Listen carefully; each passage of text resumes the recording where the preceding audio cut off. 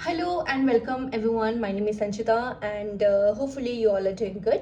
और अभी तक सभी को एग्जामिनेशन के शेड्यूल के बारे में सब होपफुली पता चल ही गया होगा। काफ़ी लोगों ने मुझसे पूछा था कि मैम एक वीडियो बना दीजिए, एक स्ट्रैटेजी वीडियो की डिमांड बहुत ज़्यादा होती है आप लोगों में कि कैसे टाइम मैनेज करना है, कैसे एक टाइम टेबल प्रिपेयर करना है, कब क्या कैसे करना है। तो एक गाइडेंस काफ़ी ज़्यादा हेल्पफुल हो जाती है। तो आई थॉट कि let's just prepare one and this the best time for this video because only 10 days are left ahead for examination. So उसके बारे में थोड़ा बात कर लेते हैं। So according to the latest UGC और एनटीए का नोटिस, जो पब्लिक नोटिस आया है, वहाँ पे एग्जामिनेशन शेड्यूल के बारे में आपका दिया गया along with the time interval की कब कब आपके एग्जामिनेशन होंगे। एंड एजुकेशन का जो डेट है that is on the very first day, first shift 9 AM to 12 PM आपके एग्जामिनेशन होने वाले हैं 3 घंटे का। And on the first day that is 3rd of Jan। Okay, so 3rd से आई थिंक 19 Jan तक आपके एग्जामिनेशन चलेंगे और एजुकेशन का जो है वो फर्स्ट शिफ्ट में ही फर्स्ट डे पे ही एग्जामिनेशन है। एंड बहुत जल्द आपको सिटी इंटीमेशंस आ जाएंगे और आपके एडमिट कार्ड्स भी आ जाएंगे। ठीक है, अभी कोई 10 days का टाइम है, तो एक वीक जाने तो आपके एग्जामिनेशन के सारे रिलेवेंट डॉक्यूमेंट्स आपके पास हो जाएंगे। अभी हम बात करते हैं कि इन 10 days में आपको अपना जो टाइम है वो किस तरीके से मैनेज करने से आपको एक इफेक्टिवली आप प्रिपेयर कर सकते हो, रिवाइज कर सकते हो और बहुत ज़्यादा अच्छी तरीके से आप इसको टाइम को मैनेज कर सकते हो। ठीक है, इसके बारे में आज हम लोग डिस्कस करने वाले हैं। But disclaimer ahead, this video is not for those students who have not yet started with their preparation. This video is exclusively for those students who have already finished their syllabus and are currently looking forward to a good way to revise their syllabus and the content of their examination। ठीक है, तो शुरू करते हैं ये मानते हुए कि आपने दोनों ही पेपर 1 एंड पेपर 2 की जो सिलेबस है वो आपने कवर कर लिया। अगर नहीं भी किया है तो मोस्टली आपने कंप्लीट फिनिश कर दिया है, यही मानते हुए आगे बढ़ते हैं। तो अभी सबसे पहले आपको क्या करना है, आपके हाथ में 10 दिन का टाइम है। टुडे 22 of December, जो मैं यहाँ पे सुबह ऑलमोस्ट 11 बजे के अराउंड मैं ये वीडियो बना रही हूँ और आपके पास 2nd of Jan तक का टाइम है, यानी कि पूरा मोटा मोटा लेके चलते हैं हम तो 10 दिन 2 जनवरी से आगे होने जाने वाले हैं, 31 का ये मंथ है। तो आपको क्या करना है, 10 दिन में आपको 30 घंटे 3 hours each day 3 hours each day यानी कि 30 घंटों का आपको एग्जामिनेशन देना है। क्या मतलब है इस चीज का? एग्जाम सिर्फ और सिर्फ आप उस दिन नहीं देते हो, एग्जाम सिर्फ और सिर्फ आप एग्जामिनेशन डे पे नहीं देते हो, उससे पहले भी आपको मेंटली एंड फिजिकली खुद को प्रिपेयर करना होता है एग्जाम के लिए। उसके लिए भी आपको रिवाइज करना होगा, उसके लिए भी आपको प्रैक्टिस करनी होगी कि आप 3 घंटे एक जगह पे एक ही मेंटल स्टेट के साथ बैठे रहो। तो उसकी प्रिपरेशन आपको अभी से स्टार्ट कर देनी होगी, उसकी प्रैक्टिस आपको अभी से स्टार्ट करनी होगी। सो मेक श्योर कि आप every day from today itself आप 3 घंटे, एटलीस्ट 2.5 से 3 घंटे खुद के लिए निकालें और एक पेपर सॉल्व कीजिए, पेपर 1 प्लस पेपर 2। 3 घंटे का 150 क्वेश्चन यानी कि 300 मार्क्स का एक पेपर आप डेली प्रैक्टिस कीजिए। कहाँ से मिलेगा? इंडिया अभ्यास की साइट में जाइए, वहाँ पे आपको प्रॉपर तरीके से पेपर 1 का कोई डेमो पेपर मिल जाएगा, पेपर 2 का डेमो पेपर मिल जाएगा, वो आप दीजिए। नहीं है आपके पास, नहीं कर सकते हैं आप, क्या कीजिए, आप कोई भी दूसरा आप एनडीए का पेपर उठा लो। ठीक है, लास्ट ईयर प्रीवियस ईयर के पेपर्स पेडागॉग लर्निंग ऐप के फ्री मटेरियल सेक्शन पे आपको फ्री में अवेलेबल मिल जाएंगी। पेपर 1 प्लस पेपर 2 दोनों को ही आप डाउनलोड करके रख लीजिए और आप टाइमर चला लीजिए आपके फ़ोन पे। फ़ोन का अच्छा यूटिलाइज कीजिए आप इस टाइम पे, सोशल मीडिया से दूर हट के। अलार्म लगाइए, 3 घंटे का टाइमर चलाइए और पेपर को सॉल्व कीजिए। नहीं बन रहे हैं, जितने बन रहे हैं उतने कीजिए, बट 3 घंटों में आपको ये चीज़ करनी है। सेल्फ असेस कीजिए। इस टाइम पे सबसे ज़्यादा important self study and self assess ही है। सेल्फ स्टडी तो आपने ऑलरेडी कर रखा है, उसके ही आधार पे आप खुद को अभी असेस कीजिए कि 3 घंटों पे क्या आप 150 क्वेश्चन सॉल्व कर पा रहे हैं। अगर कर पा रहे हैं तो उसमें से कितने क्वेश्चंस आपके सही बन रहे हैं। क्या आप 3 घंटे एक सीट पे एक जगह बैठ पा रहे हो, ये भी आपको अभी से अश्योर करना होगा। This is also very very important. ठीक है, ये सारी चीज़ें भी बहुत मायने रखती है। कि 3 घंटों में आप इक्वली तरीके से हर एक क्वेश्चन को पढ़ के आंसर कर पा रहे हो या नहीं। This is called time management. अगर अभी आप देख रहे हो कि पेपर 1 आपको 1 घंटे से ज़्यादा टाइम लग रहा है, तो उसको क्रंच कीजिए, उसको आप कम कीजिए, 1 घंटे में सॉल्व करने की कोशिश कीजिए। आपको 3 घंटों में पेपर सॉल्व करके उसको रिवाइज भी करना है। तो वो जो काम आपको एग्जाम हॉल में करना था, वो आप अभी से उसकी प्रैक्टिस कीजिए। तो पेपर जब एग्जाम होगा, एग्जाम हॉल में आपको बैठ के इतना टेंशन और नहीं होगा कि अरे इतने इतने क्वेश्चंस मेरे बच गए, ये भी था वो भी था, रिवाइज करने का टाइम नहीं है। ये सारी चीज़ें आपको अभी से पता होनी चाहिए। और इस बार का पेपर जो है वो फिर से सीबीटी ही होने वाला है। तो सीबीटी में आपका जो मॉनिटर होगा, आपका जो स्क्रीन होगा, उसमें कौन सा कलर क्या इंडिकेट करता है, ग्रीन यानी कि सेव, आपने कर दिया आंसर। वायलेट का मतलब क्या होता है, रेड का मतलब क्या होता है, ये आपको अभी से पता होनी चाहिए। एनटी अभ्यास के वेबसाइट पे जाइए और देखिए कि स्क्रीन, आपके जो एग्जामिनेशन पोर्टल होगा वो किस तरीके से दिखेगा, आपका पोर्टल पेपर किस तरीके से आने वाला है, वो सारी चीज़ें आपको अभी से प्रैक्टिस करनी होंगी, ठीक है। So you have to do this thing. Another second thing is social media अभी थोड़ा सा बंद कर दो, हट जाओ उससे। 10 दिन में कोई ऐसी कुछ भी चीज़ नहीं होगी जो आपको देखनी ही देखनी है, ठीक है। 10 दिन के बाद आप देख लीजिएगा। You have only this 10 days and काफ़ी टाइम होता है। और 24 घंटों को भी अगर लेके चलो, तो 24 घंटों में से अगर आप 10 घंटे भी इस पेपर के लिए दीजिए, तो भी आप 10 दिनों में 100 आवर्स इस एग्जामिनेशन के लिए प्रिपेयर के लिए काफ़ी होता है, रिवीजन के लिए काफ़ी होता है। तो पहला तो ये आपको करना है कि प्रैक्टिस करनी है। This is the best way to revise, trust me on this is the best way to revise. आप मतलब खुद देखोगे 10 दिन के बाद कि आप कितना कॉन्फिडेंट फील कर रहे हो, अगर आपने ये काम, ये एक्सरसाइज आपने करी है तो, ठीक है। तो सेकंड पॉइंट क्या है, सोशल मीडिया वगैरह, फोन डिस्ट्रैक्शन, कोई भी दूसरी डिस्ट्रैक्शन, फ्रेंड्स हो, चाहे फ्रेंड्स पूछे कि चलो पार्टी करते हैं, बाहर चलते हैं, न्यू ईयर का टाइम है यार, क्रिसमस मनाते हैं, हर साल न्यू ईयर आता है, बट आपको ये एग्जामिनेशन, ये टेंशन फिर से नेक्स्ट ईयर भी लेना है क्या? नहीं लेना है ना, नहीं लेना है तो सीरियसली इस पेपर को दीजिए। 3 जैन के बाद आप न्यू ईयर मना लीजिएगा, जितनी पार्टी है उतनी कर लीजिएगा। किसी भी तरीके की पीयर प्रेशर, डिस्ट्रैक्शन से दूर रहो। This examination is much bigger than all of these things. Your dream, your success, your career is much bigger than all these kind of parties, जो आप जिंदगी भर कर सकते हो, ठीक है।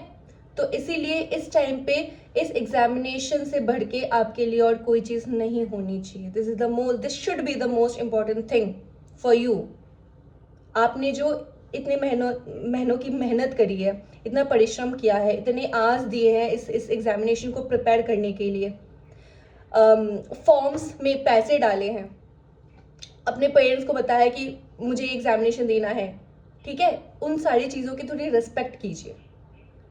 तो if you have respect for your time, if you have respect for the labor that you have put across for your preparation, if you have the respect for the kind of words that you have spoken कि मैं exam देना जा रहा हूँ या exam देने जा रही हूँ, so you have to take this examination very seriously and you have to make sure कि आप इस टाइम को बहुत अच्छे से यूज़ कीजिए, यूटिलाइज कीजिए, ठीक है। सो अभी के लिए फ़ोन वगैरह, ये जो दूसरे काइंड ऑफ डिस्ट्रैक्शन है, उनसे बिल्कुल ही दूर रही है। This is for your own good. Alright, कोई किसी की दोस्ती नहीं टूट रही है इस टाइम पे, कोई कुछ नहीं होता। ऑलराइट, जो होगा वो एग्जामिनेशन के बाद आप देख लीजिएगा। Okay, and yeah now coming to the third thing, कि इस टाइम पे बहुत लोग पूछते हैं कि मैम ये वाला यूनिट ना थोड़ा सा छूट गया, ये टॉपिक पहले से पढ़ लूँ क्या, इसमें थोड़ा समझ नहीं आ रहा। तो मेरी बात मानो, आई वुड सजेस्ट यू कि इस टाइम पे नई चीज़ों को पढ़ने से बेटर है कि आप जो ऑलरेडी पढ़ चुके हो, जो आपका स्ट्रॉन्ग होल्ड है जिन चीज़ों पे, उसको आप बेटर कीजिए, उसको ही आप और ज़्यादा बेस्ट करने की कोशिश कीजिए, ताकि वहाँ से अगर कोई भी क्वेश्चन आए तो वो आपके आंसर्स बन जाए, ठीक है। कहने का ये मतलब है कि सपोज कोई एक ऐसी टॉपिक है जिसको आपने पहले भी पढ़ा था बट आपको समझा नहीं था वो चीज़, अभी आपको शायद थोड़ा थोड़ा समझ आ रहा है, but like are you sure कि ये सेम चीज़ अगर एग्जाम में क्वेश्चन आए तो आप कर लोगे? अगर कर लोगे तो अच्छी बात है, आप एजुकेटेड गेस थोड़ा लगा सकते हो, बट अगर नहीं हो सकता है वो चीज़, जैसे कि बहुत, मैं पर्सनल बताती हूँ, मेरा पर्सनल एक्सपीरियंस था कि एमआर जो था मुझे उसमें बहुत डर लगता था, ठीक है। पेपर 1 में मैथमेटिकल रीजनिंग वाला जो पोर्शन था उसमें स्पीड, डिस्टेंस, फिर परसेंटेज, रेशियो, इनके क्वेश्चंस में प्रैक्टिस करके गई थी, but I had this thing कि अगर बहुत ज़्यादा टाइम लगता है तो मैं इस पर मतलब छोड़ के आऊँगी, ठीक है, ऐसा था। बट ऐसा नहीं था कि पूरा यूनिट ही मैं छोड़ के आऊँगी। एमआर से जो लेटर सीरीज आते हैं, फिर डायरेक्शन के क्वेश्चन आते हैं, ब्लड रिलेशन के क्वेश्चंस आते हैं, उस पर मेरा काफ़ी स्ट्रॉन्ग होल्ड था।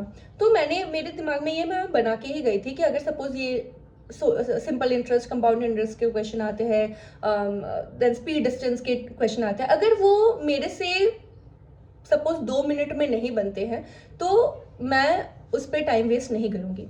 तो मैं ये सेम सजेशन मैं आपको भी दूंगी, इन केस आपके पूरे सिलेबस में कोई भी एक ऐसा यूनिट है जहाँ पे आपके कोई भी क्वेश्चन आपको ऐसा लग रहा है कि ये बहुत ज़्यादा टाइम चाह रहा है इसमें, तो आप उस क्वेश्चन को छोड़ दो। और उस क्वेश्चन से पहले अगर उसके बारे में अभी आपको पढ़ना है, वो चीज़, थोड़ा सा मैं डिवेट हो गई इसमें, इस पॉइंट में फिर से आऊँगी।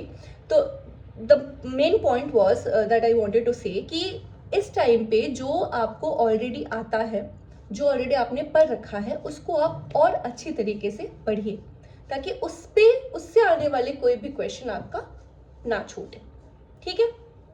So this is the third point. Fourth point जो आपको एग्जामिनेशन हॉल में काफ़ी ज़्यादा काम आएगा, वो यही चीज़ है कि जो भी आप प्रैक्टिस करोगे ना, अभी आप जो भी टॉपिक आपको सपोज एमआर के क्वेश्चन जो भी आप प्रैक्टिस करोगे, तो मेक श्योर कि एग्ज़ाम हॉल में भी आप उतना ही टाइम लो, उससे एक्सटेंड ना करो। कभी भी एग्ज़ाम हॉल में किसी भी पॉइंट में अगर आपको ऐसा लग रहा है कि कोई भी क्वेश्चन बहुत ज़्यादा टाइम टेकिंग है, बहुत ज़्यादा सोचना है, उसको एंड के लिए छोड़ दो। ये क्वेश्चन मुझे बहुत सारे स्टूडेंट्स पूछते हैं कि मैम क्या आरसी पहले कर लूँ, मैथ वाला पोर्शन पहले करूँ, या फिर जो आपके नॉर्मल पोर्शंस है जैसे कि टीचिंग एप्टीट्यूड वाला पोर्शन, रिसर्च वाला पोर्शन, या फिर यूनिट 9, यूनिट 10, ये वाले जो पोर्शंस है जहाँ पे लाइक थ्योरी क्वेश्चंस आते हैं, क्या वो पहले करें। तो मेरा सजेशन आपके लिए यही होगा कि play on your strength.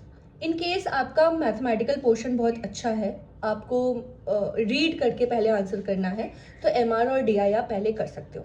But in case अगर आपको ऐसा लगता है कि नहीं, इसमें मुझे ज़्यादा टाइम लगेगा, ज़्यादा टाइम चाहिए होगा, तो उसके लिए टाइम आप बचाइए। उसके लिए आपको क्या करना पड़ेगा, आपको 60 मिनट्स का टाइम मिलेगा to solve 50 question, right. Make sure कि आप विद इन 35 to 40 मिनट्स जितने थ्योरी पोर्शंस है वो कवर कर लो। जितना ज़्यादा टाइम आप अपने प्रैक्टिकल वाले पोर्शन के लिए बचाएंगे उतना बेटर होगा। एटलीस्ट अगर आप 30 मिनट में बाकी के 7 यूनिट सॉल्व कर लेते हो फ्रॉम पेपर 1, तो आपके पास पूरे 30 मिनट्स होंगे टू सॉल्व 3 यूनिट्स, जहाँ पे आपको पढ़ के सॉल्व करके पेन पेपर यूज़ करके आपको सॉल्व करना है, ठीक है। तो मेरा सजेशन यही होगा कि प्ले ऑन योर स्ट्रेंथ। अगर आपका मैथ पोर्शन स्ट्रॉन्ग है तो start with DI, start with MR, start with जो नंबर सीरीज, लेटर सीरीज के क्वेश्चन आते हैं वहाँ से आप स्टार्ट करो। बट इन केस आपका वो स्ट्रॉन्ग पॉइंट नहीं है तो उसके लिए आप टाइम बचाइए। और टाइम बचाने का मतलब ये नहीं कि उसको भी आप पहले से स्टार्ट कर दो, पहले आप थ्योरी वाले पोर्शन कवर कीजिए, थ्योरी के क्वेश्चन जो है उनको आप कवर कीजिए। 30 मिनट में अगर वो सॉल्व हो जाते हैं तो फिर आप प्रैक्टिकल वाले क्वेश्चन को अटेम्प्ट कीजिए, ठीक है। कोई भी क्वेश्चन छोड़ के नहीं आना है, कोई भी क्वेश्चन छोड़ के नहीं आना है। एग्जाम के 3 घंटों में किसी भी ऐसे पॉइंट में खुद के दिमाग को स्ट्रेस नहीं देना है कि नहीं बन रहा है, नहीं बन रहा है। हर एक क्वेश्चन जो है वो 2 मार्क्स के ही है, तो किसी भी क्वेश्चन को अपने ईगो पे नहीं लेना है कि इसको तो मैं सॉल्व करके ही रहूंगा आज, नहीं करना है ये चीज। किसी भी एक क्वेश्चन के लिए बाकी के क्वेश्चंस में अपना टाइम वेस्ट नहीं करना है, ठीक है। बहुत माइन्यूटली इन सारी चीज़ों को आपको ध्यान में रखना है और जितना हो सके उतना स्ट्रेस फ्री रहना है एग्जाम के लिए। तो एग्जाम में अगर आपको स्ट्रेस फ्री रहना है वो 3 घंटों के लिए, तो जो मेरा पहला पॉइंट था कि एवरी डे 3 घंटे प्रैक्टिस करना है, वो आपको अभी से करना होगा, ठीक है। ओके, नाउ आगे आते हैं और बात करते हैं, हाँ, जो मेरा थर्ड पॉइंट था कि न्यू चीज़ों को भी पढ़ना है यानी। तो अगर हम न्यू चीज़ों को नहीं पढ़े तो अभी क्या पढ़े, क्या सेल्फ स्टडी ना करें? तो बिल्कुल ऐसा नहीं है। 3 घंटों का प्रैक्टिस तो आपको करना है। उसके अलावा जो आप सेल्फ असेस कर रहे हो, सपोज आज मैंने 3 घंटे का प्रैक्टिस किया, ठीक है। अब सपोज मेरे 100 में से 60 क्वेश्चंस बने हैं, तो 60 क्वेश्चंस के बने हैं, 40 क्वेश्चंस नहीं बने, 40 क्वेश्चंस मेरे गलत हो गए इसमें, तो 40 क्वेश्चंस को मुझे फिर से रिवाइज करना है, उतना मुझे करना है, वो मेरी सेल्फ स्टडी होगी। ठीक है। इसके अलावा आपको और क्या करना है, जो स्टैटिक वाले पोर्शंस होते हैं, जैसे कि सपोज डेट वाले पोर्शंस, ठीक है, यूनिट नंबर 3 से बहुत क्वेश्चन आ जाते हैं कि ये साइकोलॉजी, ये थ्योरी किसने दी थी। ऐसे जो स्टैटिक क्वेश्चंस आते हैं यूनिट नंबर 9 से कि ये लीडरशिप मॉडल किसका है, इसमें क्या क्या कंपोनेंट्स है। यूनिट नंबर 7 में कि लर्निंग डोमेन्स में कौन कौन से स्टेप्स आते हैं। ये जो स्टैटिक वाले पोर्शन, जहाँ पे आपको बुद्धि नहीं लगानी, जहाँ पे आपको अपनी मेमोरी ही यूज करनी है, इन पोर्शंस को आप अच्छे तरीके से पढ़िए। इन स्टैटिक पोर्शंस को आप फिर से रिवाइज कीजिए। नए पोर्शंस को पढ़ने से बेटर है जो स्टैटिक वाले पोर्शंस है, जहां से आपको ऐसे क्वेश्चंस आ जाते हैं कि ये थ्योरी किसने दी थी, ये डेफिनेशन किसका था, ऐसे क्वेश्चंस को कीजिए। यूनिट नंबर 2 से जैसे आपके क्वेश्चंस आते हैं, पेपर 2 की मैं बात कर रही हूँ एजुकेशन की, यूनिट नंबर 2 से क्वेश्चन आते हैं कि ये कमीशन कौन सी ईयर में बनी थी, ठीक है, इस रिपोर्ट का टाइटल क्या था। ये जो स्टैटिक क्वेश्चंस होते हैं उनको आप फिर से रिवाइज कीजिए, यही आपके बेस्ट तरीके का काम होगा। इसके अलावा क्या होगा, नोट्स, जो आपने नोट्स थ्रू द ईयर बनाया है, इतने सालों में, इतने महीनों में, इतने टाइम पे जो आप प्रिपेयर कर रहे थे, जो नोट्स आपने बनाए थे, उन नोट्स को पढ़िए। नई चीज़ों को पढ़ने से बेटर है कि ये सारी चीज़ों को आप फिर से पढ़ो। आप अपना नोट, पुराना नोट खोल के देखोगे कि आपको कितनी नई चीज़ों को फिर से समझने की को मिलेगा, बेटर तरीके से आप समझोगे। तो ये सारे आपको काम अभी करने हैं, ठीक है। सो क्या क्या मैंने बोला फिर से एक बार रिवाइज कर लेते हैं। सो पहला पॉइंट था कि आपको अभी एवरी डे 3 घंटा एक पेपर को यूज करना, को सॉल्व करना है, that is the first thing. Second is stay away from any kind of distractions, starting from your mobile phone the biggest distraction, और any kind of peer pressure और any different kind of thing, जो भी आपको समझ आता है। अभी दिसंबर में बहुत सारी चीज़ें होती है, घूमने वूमने के काम होते हैं, बट अभी आपको अपना टाइम थोड़ा सा मतलब स्मार्टली यूटिलाइज करना है, ठीक है। तो this is the second thing. Third point was कि नई चीज़ों को पढ़ने से बेटर है कि जो ऑलरेडी हम पढ़ चुके हैं उसको ही बेटर तरीके से रिवाइज किया जाए। फोर्थ पॉइंट इज कि प्रैक्टिस कैसे करें, ये मैंने आपको बताया है। एंड फिफ्थ पॉइंट मैं फिर से आना चाहूँगी इस बात पे कि हाँ, ये तो हमने बात कर ही ली कि स्टैटिक वाले पोर्शंस को आपको नए तरीके से देखना होगा, ये तो चीज़ है ही। इसके अलावा हाँ, रिवाइज मैम कहाँ से करें, क्या एनटीए के क्वेश्चंस या नेट के क्वेश्चन सॉल्व करना इनफ है। तो अगर आप ऐसा कर चुके हो, सब आपने अगर ऐसा किया है कि आपने 10 ईयर्स पेपर बिल्कुल सॉल्व कर लिया है, सो कॉन्ग्रेचुलेशंस, क्योंकि मैं ऐसा नहीं कर पाई थी, ठीक है। और मुझे सारे पेपर तब अवेलेबल थे भी नहीं, तो मैंने क्या किया था, मैंने 10 ईयर्स से बेटर था कि 5 ईयर्स, मतलब 2017 2018 तक, 2017-18 से आगे जाने की ज़रूरत है नहीं, क्योंकि टू बी वेरी ऑनेस्ट, क्योंकि उस टाइम पे जो क्वेश्चन पैटर्न था and the syllabus was also very different, तो उतने पीछे जाने की ज़रूरत नहीं है। अगर आप 2020 से भी स्टार्ट कर दो, 2020 या 2019 से 2024 तक के भी पेपर को आप अच्छे से सॉल्व कर लो, तो भी आप काफ़ी फायदे में रहोगे for both paper 1 and paper 2। अगर आपको अब ऐसे हो जिन्होंने, आप बोल रहे हो कि मैम मेरा नेट का पेपर सॉल्व हो गया, सब मैंने 5 ईयर्स 10 ईयर्स सॉल्व कर रखा है, अब क्या सॉल्व करूँ, सब तो आ गया मेरे को, तो भी आपको सॉल्व करना है। क्या पेपर सॉल्व करने, सेट के पेपर सॉल्व करने। आपके पास वेस्ट बंगाल सेट है, you have Karnataka set, you have Maharashtra set, मतलब वो जो पुणे सेट है, फिर राजस्थान सेट है, गुजरात सेट है, Himachal Pradesh I think HP set या एचपी टेट होता है, उसके पेपर्स है, तो गोवा सेट है, तो इतने जम्मू कश्मीर सेट है, इतने सारे सेट के पेपर्स है, कोई ना कोई आपको पेपर मिल ही जाएगा। आप खुद इन सारी चीज़ों को जब सर्च करोगे तो आपको देखोगे कि कितने नए क्वेश्चंस आपको मिल रहे हैं, सेम टॉपिक से कितने वैरायटी ऑफ क्वेश्चन सॉल्व करने को आपको मिल रहे हैं। So take it as a challenge, just be interested in it, ठीक है। अगर आपका इंटरेस्ट नहीं बनेगा इन सारी चीज़ों में तो आप नहीं समझ पाओगे, कल को जाके आपको ये सारी चीज़ें पढ़ाना भी है ना। तो मेक श्योर कि आपकी जो कॉन्सेप्ट की क्लैरिटी है वो बहुत अच्छे तरीके से इसी टाइम पे हो जाए, और ये जो 10 डेज का टाइम है उसको आप बिल्कुल अच्छी तरीके से प्रैक्टिस एंड रिविजन पे अच्छे से यूटिलाइज कर पाओ, ठीक है। सो यही कुछ 5 पॉइंट्स थे जो मुझे डिस्कस करना था। वीडियो काफ़ी लंबी बन रही है तो मैं ज़्यादा खींचूंगी नहीं इसको, इसके बाद हम लोग फिर से डिस्कस कर लेंगे आपके एडमिट कार्ड्स आ जाए, उसके बाद फिर एग्जामिनेशन हॉल में आपको क्या क्या कैसी चीज़ें करनी है, उन सारी चीज़ों को भी मैं बात करूँगी। अच्छा, नोट पे मैं एक और बात बताना चाहूँगी कि बहुत टाइम पे ना हम लोग नोट्स जो होते हैं वो पढ़ते पढ़ते हम फिर भी वो नोट भी हमें लेंथी लगने लगता है। तो इस टाइम पे आप और एक चीज़ क्या कर सकते हो, जब भी आप खुद को सेल्फ असेस कर रहे हो, उन क्वेश्चंस के बेसिस पे, क्वेश्चन सॉल्व के बेसिस पे आप सेल्फ असेस कर रहे हो, तब भी आप अपने नोट्स बना सकते हो कि जो सपोज 60 क्वेश्चंस मेरे सही बने थे, 40 क्वेश्चंस मेरे गलत बने हैं। 40 क्वेश्चंस को जब आप फिर से एनालाइज कर रहे हो अपना, तो तब भी आप अपने शॉर्ट शॉर्ट नोट्स बना सकते हो। इस टाइम पे आप जो डेट वाइज नोट्स होते हैं, क्रोनोलॉजी वाले जो नोट्स होते हैं कि कब कौन सी एजेंसी आई थी, कौन सा कमीशन कब बना था, या फिर जो थ्योरी कौन से यूनिट की कौन सी थ्योरी है, सपोज यूनिट 1 में किसने कौन सी बुक लिखी थी, या फिर ऐसे पॉइंट्स जो है वो अभी आप नोट्स बना सकते हो। क्योंकि मैं